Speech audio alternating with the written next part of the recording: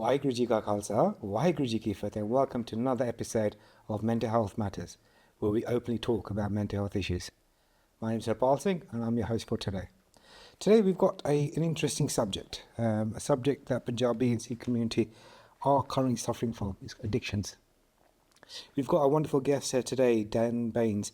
He's got 10 years of experience in working in mental health support and is an experienced therapist. He experienced working with a range of issues, including anxiety, depression, addictions, and trauma. So welcome, Dan. Thank you for coming in today. Pleasure to be here. Thank you.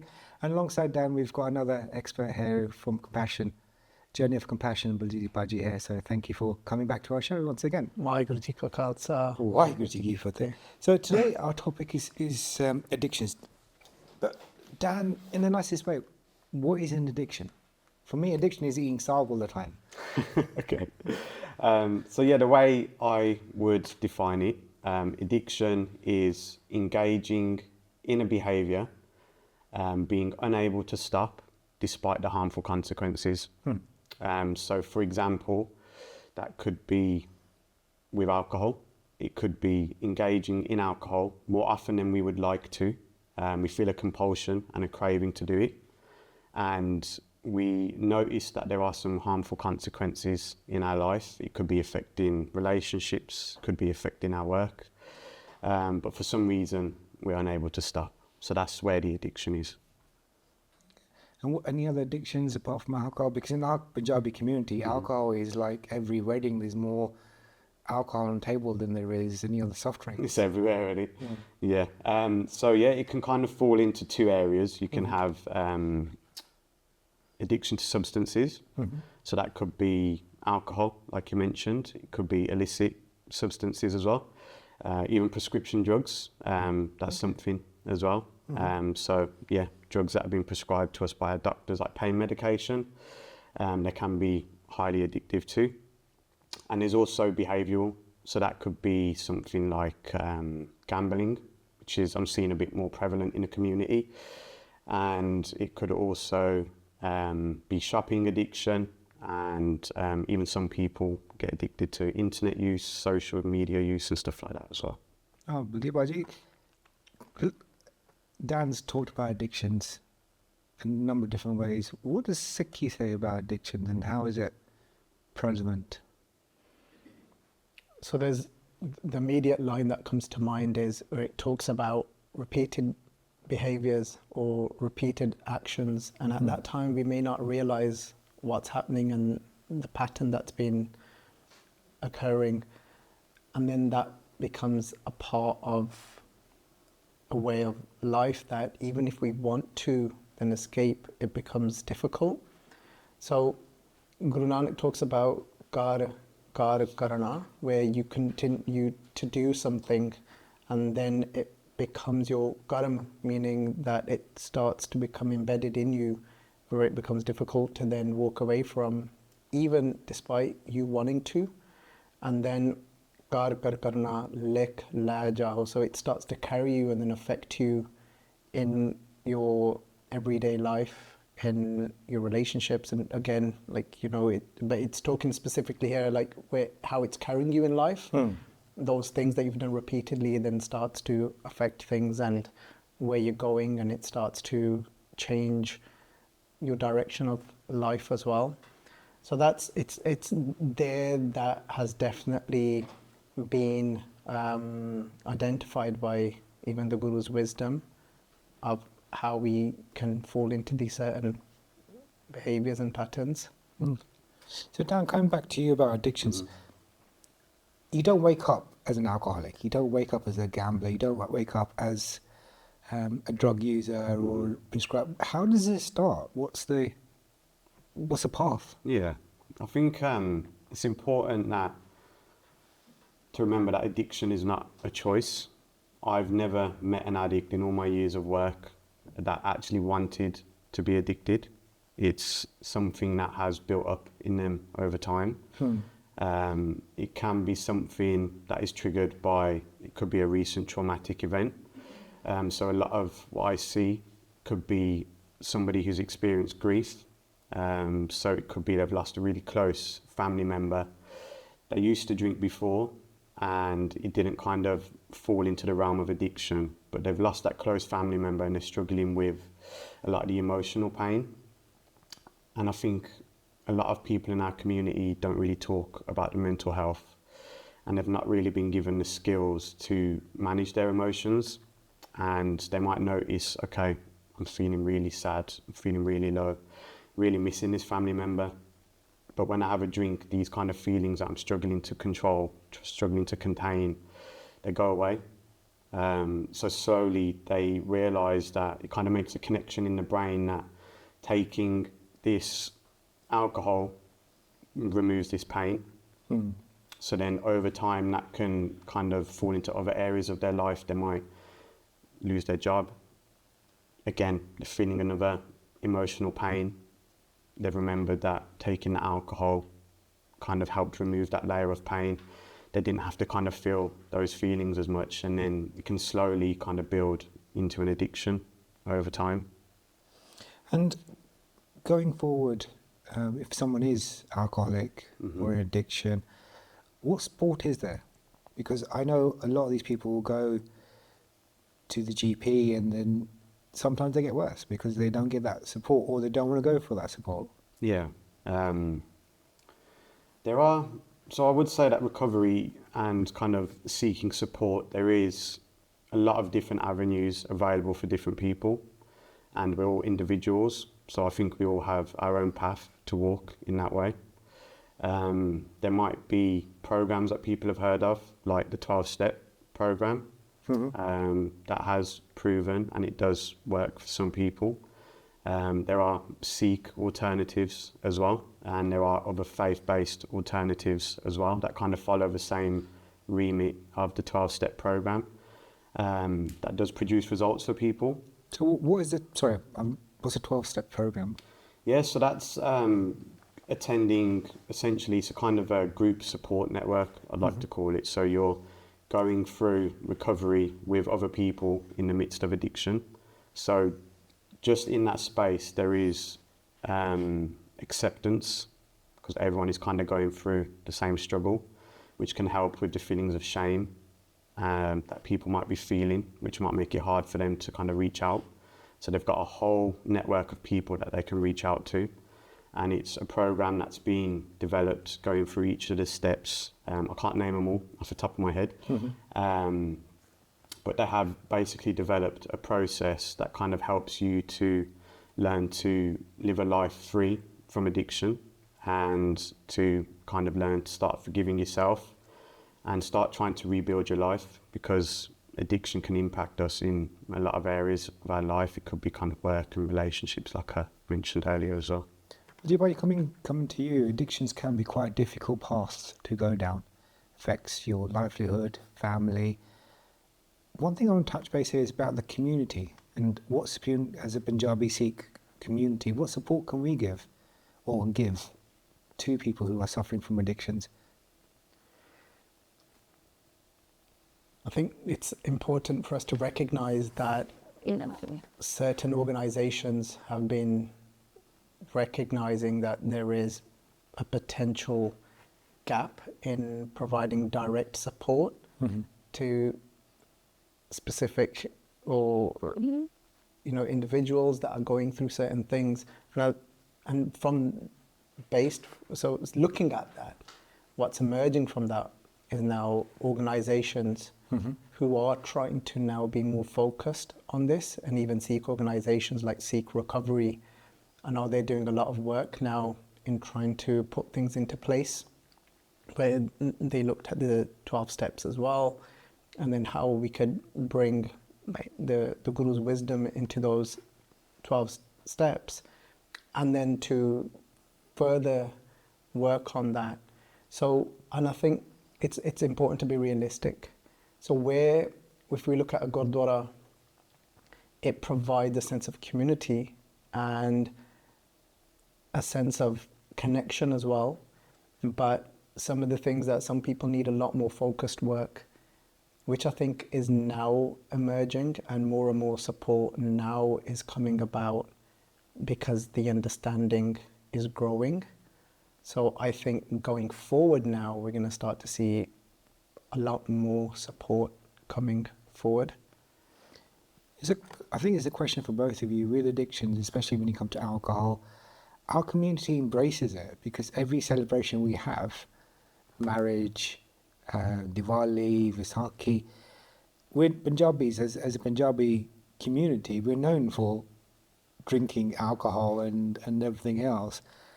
Why is it such a stigma for us? Dan, you're nodding your head quite Yeah. I think I was sitting there and just thinking about how normalised drinking is in our culture, and I was also seeing some of the link between kind of masculinity and drinking in our culture. I've been to parties myself, and felt the pressure to drink. Even if I felt that I've gone in there saying to people I don't want to drink, I've been pressured into drinking. Part of that is them saying it out loud, and part of that is it feels sometimes like a bit of a disrespect not to drink when you go to a celebration. It's kind of become part of the routine that we all do at these celebrations. As a community, why do we encourage it when it's wrong? And this is a question for both of you here, is why is alcohol and addictions glorified in our community? Wherever you do, even though it's explicitly said not to drink alcohol, and Baji, please feel free to give us talks about drinking alcohol. But in our community, and I'm talking quite a lot about the community, not about the Sikh religion itself, but in our Punjabi community, and it's worldwide known. I've had people come up to me and go, I love Punjabi weddings because there's more alcohol there than there's Coke on the table. So where is that? Where has this come from? Where can we stop this? Where is the end to this? So like you said, it's important to clarify that it's more of a call it cultural, call it a Punjabi issue, where the guidance from the Guru is very clear. But even though the guidance is very clear, that doesn't mean it solves the issue of the general Punjabi community, because often they're not going to be looking for that guidance from there. There's that integration isn't necessarily there. So, but if we just generally, again, if we just look at, you asked for, is there any lines within Gurbani in regard to alcohol? There's lines by Guru Amar Das Ji where, because a lot of people do question it, where does it say in Guru Granth Sahib Ji? So Guru Granth Sahib Ji, what Guru Granth Sahib Ji does is makes dharam clear to us, and dharam is like the flow of life, to how to fit into that.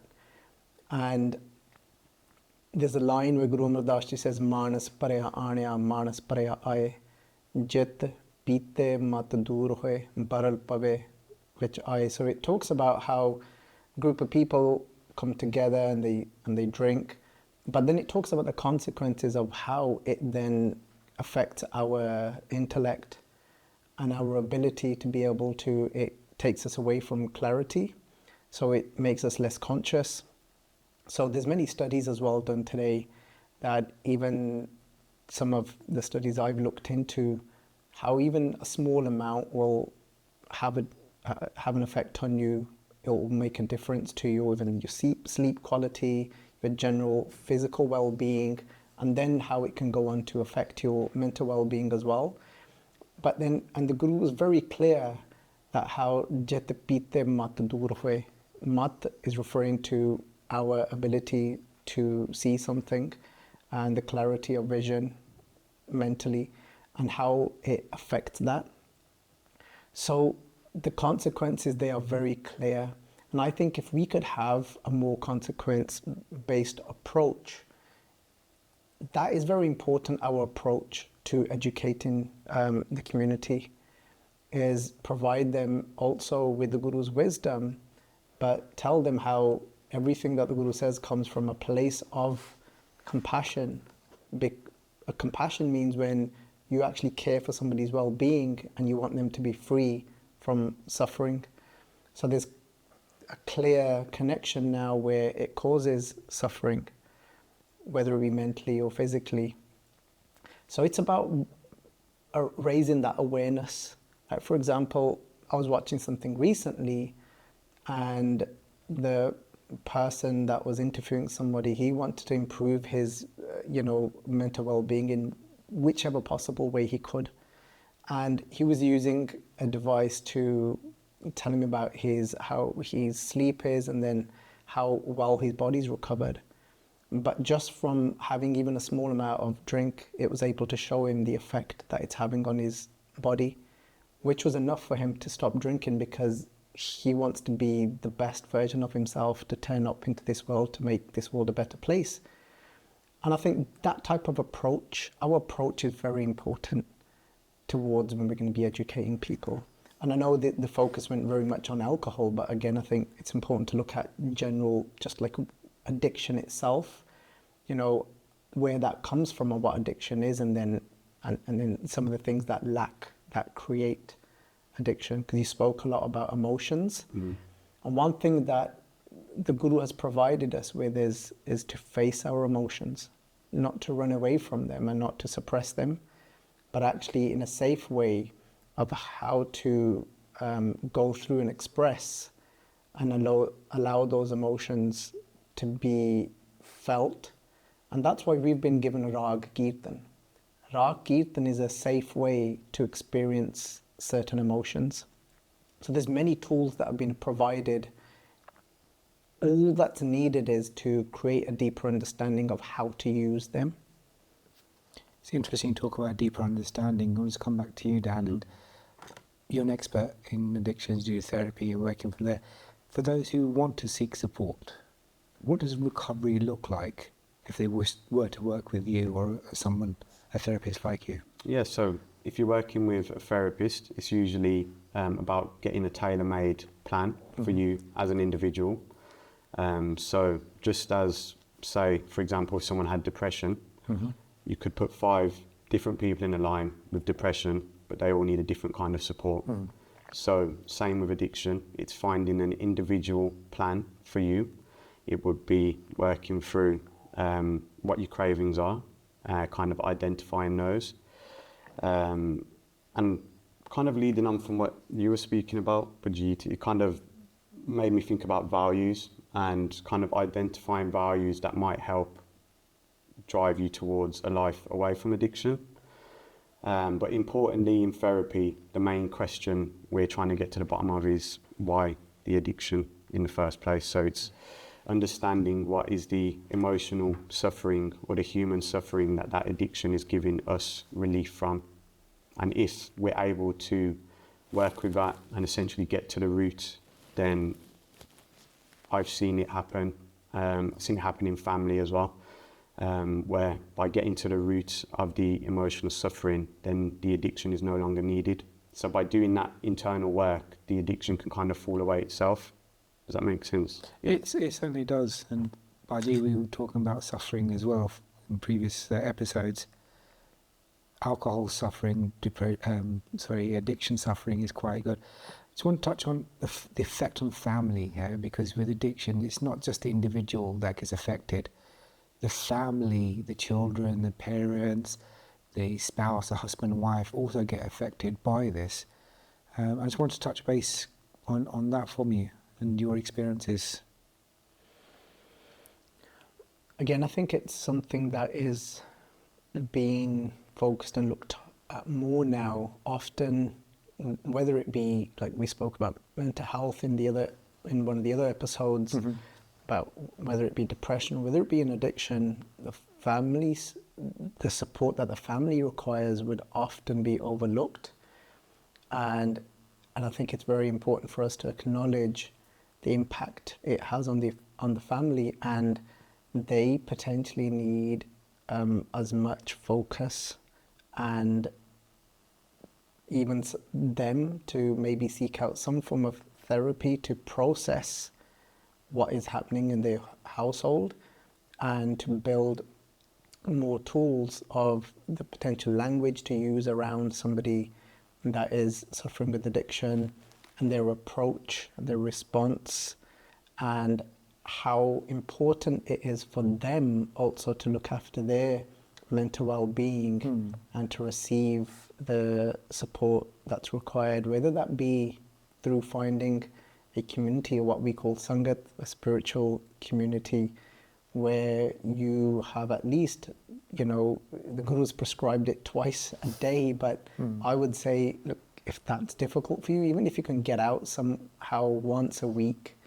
to be able to expose yourself to maybe doing some kirtan, singing together, to be able to reflect together and be able to express as well, because that's the part we often miss, is somebody might go and do some kirtan and they able to experience certain emotions, but that opportunity to have a community where they can also express and go through what support they need to support somebody, which often gets missed. Coming back to a similar question, we've got loads of viewers who are watching this program who've probably got loved ones who are suffering from addictions. What advice would you give them? Yeah, I think what you were saying as well, to kind of build on that, it's kind of upskilling family members in a way on how they can approach these conversations with people as well. Because there's a lot of shame in addiction, and the way that we speak to people can either drive that shame deeper within someone. So it's about learning how to kind of empathize with the individual, and empathy is putting ourselves in their shoes. So if we can imagine the amount of pain that that person might be suffering, might be going through, that might change how we approach a conversation with them. And like you were saying, I think it is overlooked a lot, the impact that it can have on family members. I grew up in a household with addiction. It was quite difficult for me as a child, and there was quite a lot of difficulty I had growing up as an adult. Going to therapy myself was the way that I found kind of resolved those issues within me. And I still need ongoing support now. I still go to therapy now, even as a therapist. So it's an ongoing thing, but it is possible.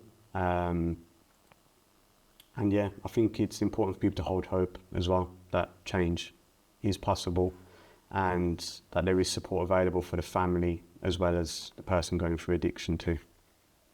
Okay. So also a big thank you to you, Dan, for coming to an end of our segment of addictions today. Thank you for your kind, wonderful expert words and ability buddy. Once again, a big heartfelt thank you for your words of wisdom. Sangat, I just want to say, addictions, it's happening, and the addictions will either be alcohol, gambling, drugs, internet use, or anything else. It's affecting us, it's affecting our communities, but it's also affecting our families. There's loads of people out there that need this support, and they need to be encouraged, they need to be openly accepted and welcomed. And like we've mentioned earlier, it may be something that's happened in the past that's affecting them. But also from us as a community, we need to think about what as a community we're accepting alcohol as a way of making things work better or not. Anyway, until our next episode, please take care of yourself, but most importantly, take care of each other. Waheguru Ji Ka Khalsa, Waheguru Ji Ki Fateh.